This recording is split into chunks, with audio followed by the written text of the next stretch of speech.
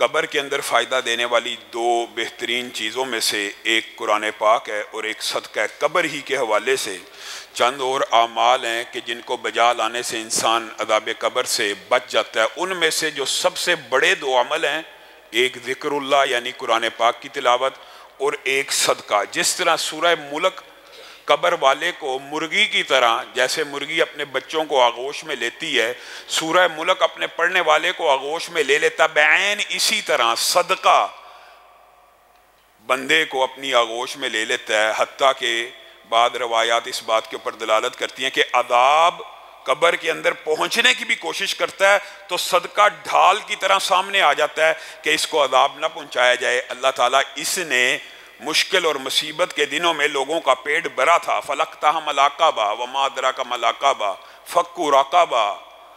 تم نیکی کی گھاٹی کو کیا سمجھتے ہو؟ نیکی کی معراج کو کیا سمجھتے ہو؟ یا نیکی کے عروج کو کیا سمجھتے ہو؟ نیکی کی معراج، نیکی کا عروج تو یہ ہے کہ اس دن کھانا کھلایا جائے جس دن کوئی بھوکا ہو۔ اور جب اس آیت کے اوپر بندہ غور کرتا ہے تو افطاری کے وقت لوگوں کو کھانا کھلانے کا اجر و ثواب سامنے آتا ہے، کیونکہ سب سے زیادہ بھوک روزے دار کو اس وقت لگی ہوتی ہے۔ اور کیا روٹی کھلا دینے سے وہ روزے دار کے سارے اجر کو لے کے چلا جاتا ہے، اور روزے دار کا جو اپنا اجر ہے وہ روزے دار کا کم ہو جاتا ہے۔ نبی کریم صلی اللہ علیہ وسلم نے ارشاد فرمایا روزے دار کو بھی پورا اجر ملتا ہے، پورے کا پورا، اور جو کھانا کھلا رہا ہوتا ہے وہ بھی پورے کا پورا اجر لے جاتا ہے۔ نبی کریم صلی اللہ علیہ وسلم نے اپنے صحابہ کی جو تربیت اور ٹریننگ کی تھی صدقے کے حوالے سے مشہور واقعات ہیں، چند ایک کی طرف اشارہ کر کے اپنی بات کو آگے بڑھاؤں گا۔ نبی کریم صلی اللہ علیہ وسلم نے غزوہ تبوک کے اندر آپ کو پتہ اعلان کیا تھا اسلام کمزور ہے، آج اسلام کو تمہارے مالوں کی ضرورت ہے۔ حضرت عمر نے یہ اعلان سن لیا اور کہنے لگے میں نے بڑی غور کیا، میں نے بڑا فکر کیا، اور میں نے سوچا آج اسلام کو اگر مال کی ضرورت ہے تو عمر سے آگے کوئی نہیں نکل سکے گا۔ آج عمر اپنی جائیداد کو دو حصوں میں تقسیم کرے گا، آدھا حصہ اپنے لیے، اپنے بیوی بچوں کے لیے، ہمیشہ کی گزر بسر کے لیے رکھ لے گا، اور آدھا حصہ اسلام کے اوپر نچھاور کر دے گا۔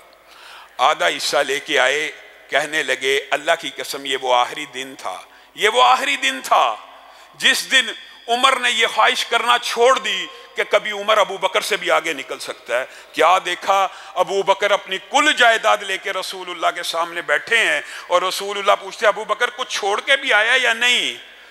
اللہ کے رسول گھر میں آپ کی محبت بھی موجود ہے، اللہ کے اوپر ایمان بھی موجود ہے، چھوڑنے کی اور کیا ضرورت ہے، سب کچھ جو کچھ تھا لے کے آ گیا ہوں۔ رسول اللہ صلی اللہ علیہ وسلم نے اس غزوے کے اوپر شدت سے اعلان کیا، کہا کون ہے جو 100 اونٹ اللہ کی بارگاہ میں دے گا، میں محمد صلی اللہ علیہ وسلم اس کو جنت کی بشارت دیتا ہوں۔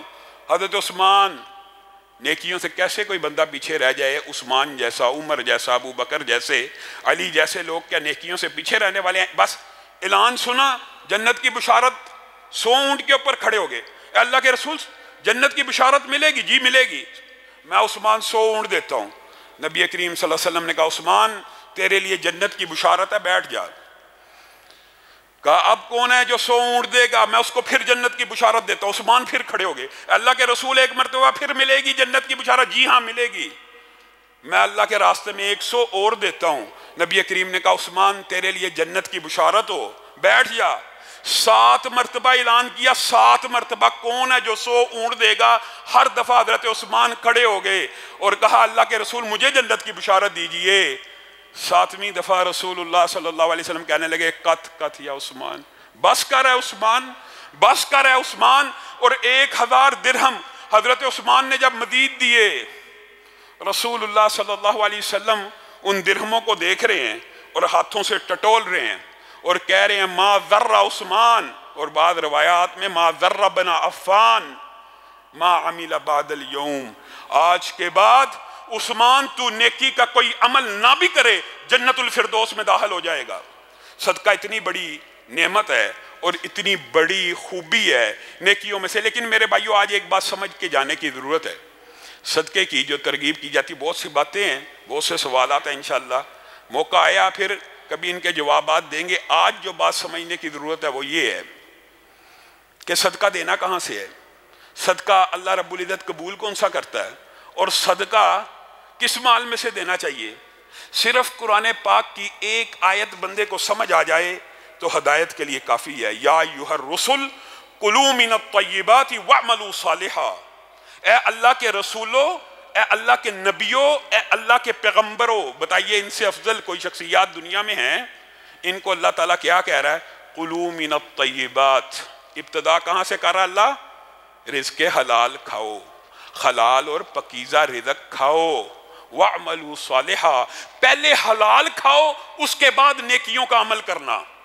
اگر انبیاء اور رسولوں کے اوپر فرض یہ کیا گیا ہے کہ تم نے پہلے حلال کمانا ہے اور بعد میں نیک عمل کرنے ہیں، تو انسانوں کے لیے، مومنوں کے لیے یہ بات فرض نہیں ہے؟ یا ایھا الناس کلوا مما فی الارض حلالا طیبا، اے لوگو صرف حلال اور پاکیزہ چیزیں کھایا کرو۔ لوگوں کو کہا جاتا ہے جی بکرا ہی کھا رہے ہیں، مرغی کھا رہے ہیں، حلال ہے، اللہ کا نام لے کے کھا رہے ہیں۔ میرے بھائیو یہ بات بڑی اہم ہے اور سوچنے کی ضرورت ہے۔ کیا اسلام میں صرف شراب ہی حرام ہے؟ کیا خنزیری حرام ہے؟ کیا رشوت، لوٹ کسوٹ، چوری، ڈکیتی، غصب، کسی سے جھوٹ بول کے مال کما کر لانے والے روپے سے آنے والا بکرا حرام نہیں ہے؟ صرف اسلام میں خنزیر اور شراب حرام نہیں ہے، حرام سے خریدا گیا بکرا بھی حرام ہے، حرام سے خریدی گئی مرغی بھی حرام ہے، حرام سے خریدی گئی سبزی بھی حرام ہے۔ یہ آپ کو کس نے مغالطہ ڈال دیا کہ اللہ رب العزت نے یہ جی حلال جانور ہیں، پکیدہ جانور ہیں، جانور تو پکیدہ ہیں، لیکن اللہ یہ بھی دیکھے گا کہ کمائی کا اسلوب اور طریقہ کیا استعمال کیا۔ کیا لوگوں کے ساتھ فراڈ لگا کے، لوگوں کو چکر دے کے، لوگوں کا مال ہڑپ کر کے، خانہ کعبہ کے چکر لگانے سے عبادات قبول ہو جائیں گی؟ لوگوں کو چکر دیے، لوگوں کا مال کھایا، لوگوں کا مال غصب کیا اور چل پڑے حاجی صاحب اور چل پڑے عمرہ کرنے۔ نبی کریم صلی اللہ علیہ وسلم نے بڑی وضاحت سے یہ بات بیان کر دی ہے۔ ابھی صرف ایک شک آپ کے سامنے رکھ رہا ہوں، اور یہ شک بھی سمجھ آ جائے تو ہدایت کے لیے کافی ہے۔ نبی کریم نے کہہ دیا انفاق فی سبیل اللہ اور صدقہ بھی اسی کا قبول ہے جو حلال اور پکیزہ مال میں سے اللہ کو عنایت کرتا ہے۔ نبی کریم صلی اللہ علیہ وسلم نے فرمایا اللہ پاک ہے اور اللہ رب العزت پکیزہ ہی چیزوں کو قبول کرتے ہیں۔ اللہ پاک ہیں اور پکیزہ چیزوں کو قبول کرتے ہیں۔ اس کے بعد رسول اللہ نے یہی آیت پڑھی جو آپ کے سامنے پڑھی ہے کہ اللہ نے تو رسولوں کو بھی پکیزہ حلال روزی کمانے کا حکم دیا اور اس کے بعد نیکیوں کا حکم دیا، پھر مثال دے کے بات کو مکمل کر دیا۔ ایک ہی حدیث ہے، کہا ایک بندہ خانہ کعبہ کے اندر آئے، مسافر ہو، کپڑے گردآلود ہوں، بال پراگندہ ہوں، اور خانہ کعبہ کے اندر کھڑے ہو کے کیا کہہ رہا ہو؟ یا رب یا رب۔ رسول اللہ صلی اللہ علیہ وسلم نے جتنی باتیں کی ہیں شاید آپ نے ان کے اوپر غور نہیں کیا۔ رب ایک ایسی صفت ہے کہ جب یا رب کہہ کے کوئی پکارتا ہے تو اس وقت اللہ تعالیٰ یہ تمیز نہیں کرتا کہ پکارنے والا مسلمان ہے یا کافر ہے۔ اللہ یہ بھی تمیز نہیں کرتے اس وقت، کیونکہ اللہ رب ہیں، اللہ ہر ایک کی تربیت اور نشو و نما کرنے والے ہیں۔ اور آپ نے غور نہیں کیا کہ کافروں کے ناخن بھی بڑھتے ہیں، کافروں کے بال بھی بڑھتے ہیں، کافروں کا قد بھی بڑھتا ہے، کافر بھی رزق لیتے ہیں، کیونکہ اللہ رب ہے۔ یہ رب ایک ایسی صفت ہے کہ جس کے ساتھ جب رب کو پکارا جائے رب دیتا ہے۔ خانہ کعبہ کے اندر کھڑا ہے، خانہ کعبہ کے اندر کھڑے ہونے والے کی دعاؤں کے بارے میں کتنی احادیث ہیں کہ قبول ہوتی ہیں۔ گویا رسول اللہ آپ کو اور مجھے بتا رہے ہیں مبارک جگہ کے اوپر کھڑا ہے، مبارک نام لے کے اللہ کو ان کے عظیم نام کا، صفت کا واسطہ دے رہا ہے۔ اور کیا ہے؟ مسافر ہے۔ مسافر کی دعا سنی جاتی ہے کہ نہیں؟ حدیثیں موجود ہیں۔ یعنی جتنی صفات بیان ہوئی ہیں، پریشان حال ہے، پراگندہ ہے، یہ ساری کی ساری وہ صفتیں ہیں جن کے اوپر دعا قبول ہوتی ہے۔ لیکن رسول اللہ صلی اللہ علیہ وسلم مجھے اور آپ کو کیا سمجھا رہے ہیں؟ وہ یا رب کہہ کے پکار رہا ہے، اس کی دعا کیسے سنی جائے گی؟ جب وہ یا رب کہتا ہے تو اللہ رب العزت بعض روایات کے اندر، اور مفہوم یہ ہے اس کو جواب دیا جاتا ہے تیری پکار کو کیسے سنا جائے اے بندے؟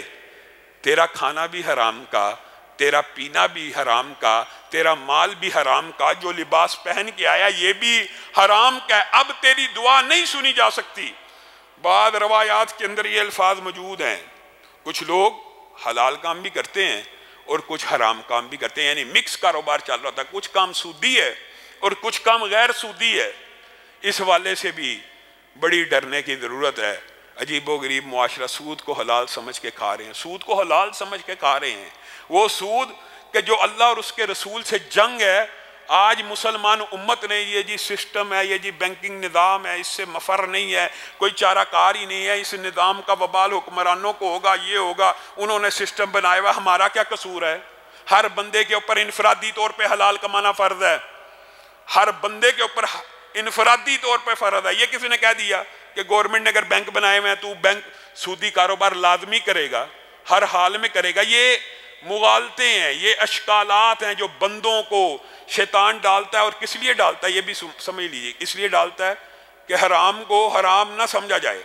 جب کوئی بندہ کسی حرام چیز کو حرام سمجھنا چھوڑ دیتا ہے تو یاد رکھیے بالعموم کی بات ہو رہی ہے۔ محدثین نے لکھا ہے اللہ تعالیٰ پھر اس کو توبہ کی بھی توفیق نہیں دیتے۔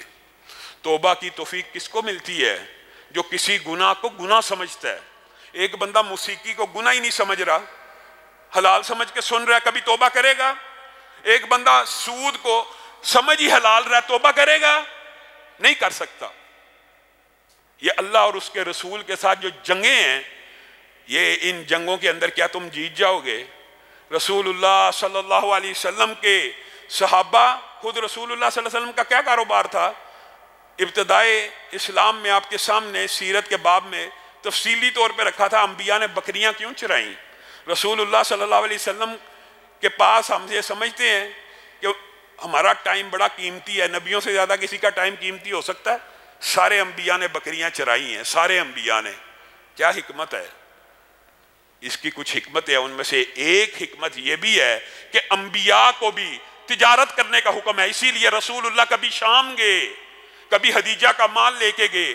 رسول اللہ صلی اللہ علیہ وسلم نے اپنی عملی زندگی سے ثابت کیا کہ پہلے حلال رزق کمانا ہے، پھر اللہ کی بارگاہ میں انفاق کرنا ہے۔ اور سفیان ثوری نے کہہ دیا، کتنے بڑے امام تھے سفیان ثوری، عجیب بات کہہ گئے، کہتے ہیں کہ وہ بندہ بہت بڑا جاہل ہے اور وہ بندہ احمق ہے اور وہ بندہ بے وقوف ہے جو یہ سمجھتا ہے کہ میں حرام کمائی میں سے خرچ کر کے اللہ کی خیر و برکتوں کو حاصل کر لوں گا، یا حرام مال خرچ کر کے اپنے پکیزہ مال کو پاک اور صاف کر لوں گا۔ وہ بے وقوف ہے۔ کیا مثال دی؟ کہنے لگے یہ ایسا ہی ہے، ایک بندہ اپنا میلا کپڑا دھونا چاہتا ہو، ایک بندہ اپنا میلا اور گندا کپڑا دھونا چاہتا ہو تو بجائے صابن کے اپنے پیشاب سے دھونا شروع کر دے۔ کیا پیشاب سے دھونے سے کپڑا پاک صاف ہو جائے گا؟ تو حرام مال دینے سے باقی مال حلال ہو جائے گا، اللہ قبول کر لے گا۔ اور جو بات میں کہہ رہا تھا کہ مکس کمانے والے، یہ حدیثیں، یہ روایتیں بھی موجود ہیں۔ نبی کریم صلی اللہ علیہ وسلم نے ارشاد فرمایا، ایک بندے نے عمدہ لباس پہنا، 10 درہم کا لباس پہنا، 9 درہم حلال کے ہیں، 1 درہم حرام کا ہے۔ جب تک اس کے بدن کے اوپر موجود ہے کوئی نفلی، کوئی فرضی عبادت قبول نہیں ہے۔ تو جو گوشت، جو پوشت پورے کا پورا حرام سے پلا ہو، نبی کریم صلی اللہ علیہ وسلم نے کہا وہ گوشت اور پوشت جس کی حرام سے تربیت اور نشو نما کی گئی ہو، وہ جہنم کا زیادہ حقدار ہے بنسبت جنت کے۔ اگرچہ غور کریں، قصور بچے کا نہیں ہے، قصور بچے کا تو نہیں ہے، ماں باپ حرام کماتے تھے لیکن پلا حرام کی کمائی سے ہے۔ اس حرام کی کمائی کے کچھ اثرات لا محالہ طور پہ ظاہر ہوں گے، اور اگر اللہ کی رحمت نہ ہوگی تو یہ پورے کا پورا بدن آگ میں چلا جائے گا۔ اور اللہ کی رحمت سے بعض لوگ محفوظ بھی ہو جائیں گے کہ ان بچوں کا تو قصور ہی نہیں تھا، ماں باپ نے حرام کھلا دیا، عقل اور شعور کی منزلیں طے ہوئیں تو عقل آئی کہ میرے ماں باپ حرام کماتے تھے، اب میں اس راستے پہ نہیں چلوں گا، تو انشاءاللہ وہ لوگ معاف کیے جائیں گے اور ان کو بخش دیا جائے گا۔ آپ کے سامنے چند ایک باتیں ضرور رکھنا چاہتا ہوں، یہ باب بڑا طویل ہے، اس کے اندر دیکھیں، آپ غور کریں۔ چوری سے ابتدا کریں، جس کو ہم کچھ بھی نہیں سمجھتے، کچھ بھی نہیں سمجھتے۔ کیا سمجھا جاتا ہے چوری کو؟ کسی کی کوئی چیز نکال لی، کسی کی جوتی اٹھا لی۔ مسجدوں کے بارے میں تو لوگوں نے لطیفے بنائے ہوئے ہیں کہ جب مسجد جاتے ہیں جوتی کوئی لے جاتا ہے، جس کو ہم بڑی معمولی سی چیز سمجھتے ہیں لیکن اس سے بڑھتے بڑھتے بڑی چیزوں کی چوری بھی ہوتی ہے. یہ چوری جس کو میں اور آپ معمولی سمجھتے ہیں حرام کی ابھی ابتدائی شکل ہے، اس کے اوپر رسول اللہ نے کیسے بند باندھا؟ رسول اللہ یہ چاہتے ہیں حرام کا جو پہلا سٹیپ ہے، چند روپے چھوٹی سی چیز کسی کی چرا لینے کو رسول اللہ چاہتے ہیں، اور رسول اللہ نہیں چاہتے، اللہ چاہتا ہے. السارق والسارقۃ، صرف چوری کرنے والے کو کیا کیا جائے؟ اس کے ہاتھ کاٹ ڈالے جائیں تاکہ معاشرہ حرام کمائی کی طرف دیکھے بھی نہ. ہم نے چوری کے بارے میں ہاتھ کاٹنا تو سن لیا، لیکن کسی کا مال غصب کرنا اس کے بارے میں نہیں سوچا. کسی کا مال ہڑپ کر دینا. ڈاکو کی شریعت میں کیا سزا ہے؟ شریعت اسلامیہ میں ڈاکو کی کیا سزا ہے پتہ ہے نا؟ سزائے موت. ہاتھ اور پاؤں کاٹ کے جنگلوں میں پھینک دیا جائے. چور کی تو صرف ہاتھ کاٹنا ہے، اور جو بالجبر مال لوٹتا ہے اس کو ڈاکو کہتے ہیں. اور اس کے بارے میں شریعت اسلامیہ کی جو سزا ہے، آپ کو علم ہے، ہاتھ پاؤں کاٹ کے یعنی سزائے موت دے دی جائے.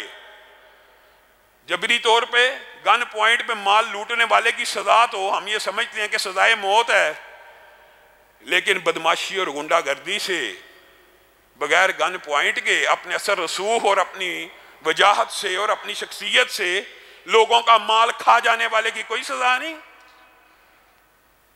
آپ ذرا غور کریں، نبی کریم صلی اللہ علیہ وسلم نے فرمایا ایک بلشت زمین کے ٹکڑے کے اوپر قبضہ کرنے والا، جو اپنے ہمسائے کی، اپنے بھائی کی، کسی کی زمین کے اوپر، ایک بلشت زمین کے اوپر قبضہ کر لیتا ہے اور وہ حق مانگتا رہتا ہے، دے دے نہیں دیتا، اسی حالت میں مر جاتا ہے، تو کل قیامت کے دن یہ 7 زمینوں کا توق اس کے گلے میں ڈال دیا جائے گا. کیا اٹھا سکے گا وزن؟ اگر شریعت اسلامیہ میں زندگی کے اندر یہ سزائیں ہیں، اس لیے ہیں کہ میں اور آپ حرام کی طرف جائیں نہ. اور کیا حرام؟ کیا صرف چوری ڈکیتی مال لوٹنا زمین پہ قبضہ کرنا ہے؟ نبی کریم صلی اللہ علیہ وسلم نے فرمایا جھوٹی قسم کھانے سے مال تو بک جاتا ہے لیکن اس سے برکت اٹھا لی جاتی ہے. نبی کریم بازار گئے، مجھے اور آپ کو سمجھانے کے لیے گئے کہ میری امت حلال کما لے. حضرت شعیب کی قوم کے اوپر کس لیے عذاب آیا تھا؟ وَيْلٌ لِّلْمُطَفِّفِينَ الَّذِينَ إِذَا اكْتَالُوا عَلَى النَّاسِ يَسْتَوْفُونَ وَإِذَا قَالُوهُمْ أَوْ وَزَنُوهُمْ يُخْسِرُونَ. جب لوگوں سے مال لیتے ہیں، پھل لیتے ہیں، چاول لیتے ہیں، کہتے ہیں وٹا دکھا، باٹ دکھا، وزن پورا کر، پورا تول، پورا تول، یہ تھوڑا کم لگ رہا ہے، تڑکری کو صحیح طرح پکڑ. اللہ کہہ رہا ہے قرآن پاک میں. اور جب خود بیچنے پہ آتے ہیں تو تڑکری کے اوپر ہاتھ رکھ لیتے ہیں کہ کسی بندے کو پتہ ہی نہ لگے کہ کم تولا کہ زیادہ تولا ہے. صرف اتنی سی بات کے اوپر پوری شعیب کی قوم کو دنیا سے اٹھا لیا گیا. اور اللہ تعالیٰ نے کہا ان کے لیے ویل للمطففین، یہ جو ناپ تول میں کمی کرتے ہیں، ناپ تول میں کمی کی اگر یہ سزائیں ہیں تو اعلانیہ کسی کے پیسے کھا جانے کی کیا سزا ہوگی؟ کسی کا مال ہڑپ کر لینے کی کیا سزا ہوگی؟ لوگ یہ سمجھتے ہیں یہ رشوت ہے، رشوت تو گفٹ ہوتا ہے، رشوت کو گفٹ کہا جاتا ہے. بے شمار حرام کی قسمیں ہیں جو ممکن ہی نہیں کہ ایک دو لیکچر میں بیان ہو. صرف آپ کو جنرلی طور پہ ایک پوائنٹ آف ویو بتا رہا ہوں. اور کیا حلال کمانے والا اور نیت کرنے والا اللہ رب العزت آج کے بعد صرف حلال کماؤں گا، نہیں کماؤں گا حرام، کہ اللہ اس کا رزق تنگ کر دے گا؟ وَمَا مِن دَابَّةٍ فِي الْأَرْضِ إِلَّا عَلَى اللَّهِ رِزْقُهَا. بتائیں اللہ کے علاوہ کوئی رزاق ہے؟ نبی کریم صلی اللہ علیہ وسلم نے کہا اللہ کی قسم بندوں کو مغالتا ہے، یہ بندوں کو مغالتا ہے. اگر بندے اپنے رب کے اوپر اس طرح توکل کرنا شروع کر دیں جس طرح پرندے کرتے ہیں، کتنی شرم کی بات ہے، شرم کی بات ہے. انسان اشرف المخلوقات ہے اور انسان کو سمجھانے کے لیے مثال حیوانات کی دی جا رہی ہے کہ جس طرح پرندے اپنے رب کے اوپر توکل کرتے ہیں. مفہوم یہ ہے کہ گھروں سے نکلتے ہیں خالی پیٹ. کیا گھونسلے کے اندر آپ نے دیکھا 3 دن کا یا 100 دن کا راشن پڑا ہو؟ کس پرندے کے گھونسلے میں 100 دن کا راشن ہوتا ہے؟ کس پرندے کے گھونسلے کے اندر 1 سال کا راشن ہوتا ہے؟ ہر روز نکلتے ہیں اور ایسا ممکن نہیں ہے کہ وہ خالی پیٹ واپس آ جائیں. اللہ ان کو رزق دے دیتا ہے. اگر بندہ مومن بھی اللہ کے اوپر ایسے توکل کرنا شروع کرے تو ان کو ایسے ہی رزق مل جائے گا. اور صرف رزق نہیں ملے گا، خیر و برکتوں کا بھی نزول ہوگا. اور صرف تھوڑا نزول نہیں ہوگا، نسلوں میں چلے گا. ایک بات بیان کر کے میں اپنی بات کو ختم کروں گا. نسلوں میں چلے گا. کیسے چلے گا؟ نوح نامی مدینہ کا ایک لینڈ لارڈ ہے، باغات کا مالک ہے. اس نے ایک مبارک نامی مالی کو رکھ لیا. کہا میرے باغ کو پانی لگایا کر، کھیتوں کو، فصلوں کو، پھلوں کا خیال رکھا کر۔ جی مالک مجھے یہ جواب منظور ہے، جواب پہ رکھ لیا، جو معاوضہ طے کرنا تھا کر لیا۔ ایک عرصے کے بعد آیا، اور بعض تاریخی روایات سے یہ بات ملتی ہے کہ 5-6 سال کے بعد آیا وزٹ کرنے، اور گاہے بگاہے آتا جاتا تھا۔ ایک دن وزٹ کرنے آیا اور باغ میں بیٹھ گیا۔ مبارک پھل توڑ کے لا، بڑا عمدہ بڑا میٹھا مبارک پھل توڑ کے لایا، کھٹا۔ مبارک کوئی اور درخت کا لا، کوئی اچھا لا، کوئی اچھے پودے کا لا۔ پھر گیا، پھر کڑوا، پھر گیا، پھر گلا ہوا۔ اور تجھے 5-6 سال ہو گیا مالی رکھے ہوئے، تجھے یہی پتہ نہیں ہے کہ میٹھا کون سا ہے، کڑوا کون سا ہے، کھٹا کون سا ہے، میٹھا کون سا ہے، گلا ہوا کون سا ہے، خراب کون سا ہے، صحیح کون سا ہے؟ مالک میرے ساتھ جو بات طے ہوئی تھی وہ تو یہ تھی کہ آپ کے باغ کی نگرانی کرنی ہے، ان کو پانی دینا ہے۔ آپ نے مجھے پھل چکھنے کی اجازت کب دی تھی؟ آپ نے مجھے پھل چکھنے کی اجازت کب دی تھی جو مجھے پتا ہو کہ پھل میٹھا ہوتا ہے یا کڑوا ہوتا ہے؟ نوح کی آنکھوں میں آنسو آ گئے، اپنے گھر گیا، کہا بیٹی کیا تو چاہتی ہے کہ میری نظر میں اس وقت زمین کا جو سب سے ایماندار آدمی ہے، چاہے وہ جتنا مرضی غریب ہو، اس کے ساتھ تیری شادی کر دیا؟ جی بابا میں حاضر ہوں، جس کے ساتھ آپ چاہیں گے میں شادی کروں گی۔ بتائیے رزق حلال کمانے والوں کو کیا اللہ ضائع کر دیتا ہے؟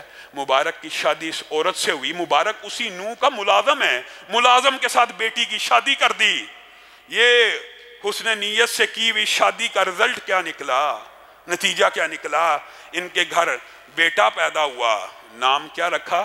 عبداللہ۔ اور یہ وہی عبداللہ بن مبارک ہیں۔ آج 1300 برس گزر گئے ہیں، حدیث کا کوئی طالب علم ایسا نہیں جو ان کا نام سنے آنکھیں ادب سے جھک نہ جائیں۔ یہ وہ عبداللہ ابن مبارک ہیں۔ ان کے بھی بے شمار واقعات ہیں کہ کبھی موقع آیا تو انشاءاللہ ان کی سیرت کو بیان کریں گے۔ ایک واقعہ لیکن بیان کرتا ہوں جو رزق حلال کے حوالے سے ہے۔ عبداللہ ابن مبارک اتنا بڑا مقام و مرتبہ کہ ہمسایہ اپنا گھر بیچنے کے لیے ڈبل قیمت مانگتا۔ لوگ پوچھتے ہیں کیوں ڈبل مانگ رہے ہو؟ کہا ایک قیمت گھر کی ہے اور ایک قیمت عبداللہ ابن مبارک کی ہمسائیگی کی ہے۔ اتنا بڑا محدث ہے، فوت ہو گئے، شاگرد کو خواب آئی، عبداللہ ابن مبارک جنت میں بیٹھے ہوئے ہیں، میوے کھا رہے ہیں۔ شاگرد نے پوچھا کیا معاملہ ہوا؟ کہا بہت اچھا گزر گیا، اللہ تعالیٰ نے بڑی اعلیٰ جنت دی، لیکن میں تجھے ایک بات بتلاؤں، یہ بات سمجھنے کی ضرورت ہے، میں تجھے ایک بات بتلاؤں۔ جی ہاں، وہ جو میرے سامنے لوہار رہتا تھا نا، لوہار، وہ جو سامنے میرے گھر کے رہتا تھا ایک لوہار، اللہ تعالیٰ نے جنت میں اس کو میرے سے ایک درجہ اوپر بٹھایا ہوا ہے۔ وہ شاگرد خواب سے اٹھا، اس کو یہ سمجھ آ گئی کہ یہ ضرور کوئی روحانی خواب ہے۔ وہ اس لوہار کی بیوی کے پاس چل دیا کہ عبداللہ ابن مبارک اتنا بڑا محدث جنت میں تو چلا گیا ہے، لیکن ایک عام لوہار اس سے اوپر ایک درجے میں بیٹھا ہوا ہے، یہ کیسے ممکن ہے؟ لوہار کی بیوی کے پاس جا کے کہنے لگا کیا ماجرا ہے؟ ضرور کوئی نہ کوئی ایسی بات ہوگی جس کی وجہ سے اللہ تعالیٰ نے اتنی بڑی بات مجھے خواب میں بتلا دی ہے۔ کہا زیادہ تو میں نہیں جانتی، لیکن یہ بات ہے عبداللہ ابن مبارک جب رات کو قرآن پاک پڑھ رہے ہوتے تھے، حدیثیں سنا رہے ہوتے تھے، حدیثیں سیکھ رہے ہوتے تھے، تو وہ لوہار اپنا کام کرتے ہوئے اللہ سے یہ دعا کیا کرتا تھا، اللہ رزق کی تنگی کی وجہ سے پریشان ہوں، اگر تو مجھے رزق حلال وافر دے دے تو میں عبداللہ ابن مبارک کی طرح قرآن پڑھا کروں گا، میں عبداللہ ابن مبارک کی طرح حدیث پڑھا کروں گا۔ اللہ نے موقع نہ دیا لیکن یہ رزق حلال کماتا رہا۔ بیوی نے کہا دوسری جو نیکی مجھے یاد پڑتی ہے کہ حرام نہیں تھا کھاتا، اللہ کا اتنا خوف رکھتا تھا کہ جس وقت اذان ہوتی تھی اس نے اپنے اوپر فرض کیا ہوا تھا کہ جیسے ہی اذان کا اللہ اکبر شروع ہوا اپنے کاروبار کو ترک کر دینا ہے، کیونکہ اس وقت یہ کاروبار کرنے کو بھی حرام سمجھتا تھا، ویسے غریب تھا۔ حتیٰ کہ بعض اوقات میں نے دیکھا، بیوی کہہ رہی ہے میں نے دیکھا کہ ہتھوڑا لوہے کا اٹھایا ہوا کندھے سے پیچھے ہے، اللہ اکبر کی آواز آئی تو آگے بھی نہیں رکھا، ادھر سے پیچھے چھوڑ دیا اور مسجد کی طرف چل دیا۔ اسی لیے نبی کریم صلی اللہ علیہ وسلم نے ارشاد فرمایا رزق حلال کمانے والا تاجر، میرے بھائیو امیر غریب کا کوئی فرق نہیں، کل بھی آپ کے سامنے یہ بات رکھی تھی، یہ بہت بڑا مغالطہ وسوسہ ہے کہ امیری آپ کے ہاتھوں کی، آپ کے انٹلیکچولیزم کی، آپ کے برین کی، آپ کی صلاحیت کی وجہ سے آئی ہے۔ اللہ کی قسم یہ شیطان کا مغالطہ ہے۔ یہ جو امارت ہوتی ہے، یہ جو دولت ہوتی ہے، اللہ کی تقسیم کی وجہ سے ہوتی ہے۔ ورنہ جو کل مثال دی تھی اس کو ہمیشہ کے لیے یاد کر لیں، ورنہ دنیا کے اندر ہاتھ کی کمائی سے اگر بندہ امیر ہوتا ہو تو سب سے زیادہ امیر طبقہ مزدور کا ہو، اور سب سے زیادہ غریب طبقہ کون سا ہوتا ہے؟ مزدور کا ہوتا ہے۔ اسی لیے نبی کریم صلی اللہ علیہ وسلم نے امیر اور غریب کے فرق کو ختم کر کے یہ بات سمجھائی ہے کہ ایماندار تاجر امیر ہو یا غریب ہو، نبی کریم صلی اللہ علیہ وسلم نے کہہ دیا جو کہہ دیا اس کے اوپر تیرا اور میرا ایمان ہے، بلکہ یقین ہے۔ اور وہ کتنی عظمت کی بات کہہ دی۔ نبی کریم صلی اللہ علیہ وسلم نے کہا ایماندار تاجر کل قیامت کے دن اٹھایا جائے گا، کس کے ساتھ؟ انبیاء کے ساتھ، شہداء کے ساتھ، صدیقین کے ساتھ اٹھایا جائے گا۔ صرف ایماندار تاجر، صرف رزق حلال کمانے والا۔ اگر ایک لوہار ابن مبارک سے اوپر جا سکتا ہے، آپ کو کس نے وسوسہ ڈالا؟ ہاں میرے بھائیو، اعمال کی قبولیت کی ایک شرط یہ بھی ہے، شرائط زیادہ ہیں، میں نے کہا تھا صرف ایک جز بیان کر رہا ہوں، شرائط زیادہ ہے اعمال کی قبولیت کی۔ عمل اس وقت تک قابل قبول نہیں جب تک توحید نہ ہو، عمل اس وقت تک قابل قبول نہیں جب تک رسول اللہ کی مہر نہ ہو، اور تیسری بات یہ بھی ہے کہ عمل اس وقت تک بھی قابل قبول نہیں جب تک ریا ہو، اور چوتھی بات یہ ہے، اور اس کے علاوہ بھی چند شرائط ہیں، عمل اس وقت تک بھی قابل قبول نہیں جب تک رزق حلال کمائی نہ ہو، نہیں قبول۔ آج جو بھی جھوٹ بول کر، دھوکہ دے کر کسی بھی قسم کا کسی کا مال ہڑپ کر چکا ہے، آج رمضان آ گیا ہے، اگر اس مہینے میں ارادہ نہیں کرنا ساری زندگی حرام چھوڑ دوں گا، ساری زندگی اللہ حلال چھوڑ دیا ہے، پانی چھوڑ دیا، اللہ آج رمضان اگر آ گیا، آج میں نیت اور ارادہ کر کے جاتا ہوں۔ میرے بھائیو صرف نیت اور ارادہ آپ نے کرنا ہے، اللہ کی قسم مدد آسمانوں سے نازل ہوتی ہے۔ رسول اللہ نے کہا جو بندہ اللہ کی طرف ایک قدم بھی چلتا ہے اللہ دوڑتا ہوا آتا ہے، ایک ہاتھ چلتا ہے اللہ پورا ایک گز آتا ہے۔ کسی نے وسوسہ ڈال دیا، رسول اللہ کی حدیثیں نہیں سنی؟ ہو سکتا کسی کے دین میں اشکال ہو، یہ دھوکہ ہے شیطان کا کہ اگر میں نے حرام چھوڑ دیا، اگر میں نے رزق حلال صرف میں غریب ہو جاؤں گا۔ اس سے بڑا شیطان خبیث نے کوئی تجھے مغالطہ نہیں دیا۔ حضرت علی نے خود یہ بات بیان کر دی ہے، اور یہ تقدیر کے باب میں سے ہے۔ یوم کتابت تقدیر میں آپ کا اور میرا جتنا رزق لکھا ہوا ہے، اللہ کی قسم آپ جتنی مرضی محنت کر لیں اس سے زیادہ نہیں کما سکتے، اور قسم کھا کے پھر یہی بات ہے، اور آپ کی مرضی ہے وہ لکھا ہوا رزق حلال طریقے سے کمائیں یا حرام سے کمائیں، آپ کی مرضی ہے۔ حضرت علی نماز پڑھنے کے لیے داخل ہوئے، گھوڑے کے اوپر زین موجود ہے، ارادہ کیا جب میں نماز پڑھ کے باہر نکلوں گا تو جس بندے کو میں کہہ کے آیا ہوں کہ زین کی اور گھوڑے کی حفاظت کریں اس کو 3 درہم دوں گا۔ نماز کے اندر ارادہ کر رہے ہیں، اس کو 3 درہم دوں گا۔ باہر آئے، گھوڑے پہ زین موجود نہیں، بندہ بھی غائب۔ کچھ دور گئے، دکان کے اوپر زین لٹکی ہوئی ہے، جا کے پوچھا کیا ماجرا؟ زین تو میری تھی، چوری ہو گئی۔ کہا ابھی ایک بندہ آیا تھا 3 درہم کی بیچ کے چلا گیا ہے۔ بات سمجھ نہیں آئی شاید۔ حضرت علی نے حلال طریقے سے 3 درہم دینے تھے، گویا اللہ رب العزت نے وقت بھی لکھا تھا کہ اتنے بج کے اتنے منٹ پہ اس بندے کو 3 درہم ملنے ہیں، بندے کی مرضی ہے حرام طریقے سے لے لے یا حلال طریقے سے لے لے، میری اور آپ کی مرضی ہے۔ جب اللہ نے لکھ دیا ہے کہ رزق اتنا ہی ملنا ہے تو جو مرضی چلاکی ہوشیاری کر لے، اللہ کی قسم اگر نہ بھی کرے گا حلال طریقے سے مل جائے گا۔ ارادہ کر لیجئے، اللہ رمضان آ گیا، جو معاملات ہیں سب کو سیدھا کر لیں گے، اور آج کے بعد صرف اپنے پیٹ میں، اپنے بچوں کے پیٹ میں، یہ بچوں کے ساتھ ظلم ہے، ان کے پیٹ میں حرام نوالا ڈالا جائے، اپنے اور اپنے بچوں کے پیٹ میں حلال روزی ڈلوائیں گے۔ اللہ رب العزت ہم سب کو رزق حلال فراہ نصیب فرمائے، اللہ ہم سب کو رزق حلال فراہ نصیب فرمائے، حرام کی پائی پائی سے محفوظ فرمائے۔ سبحان ربک رب العزت عما یصفون وسلام علی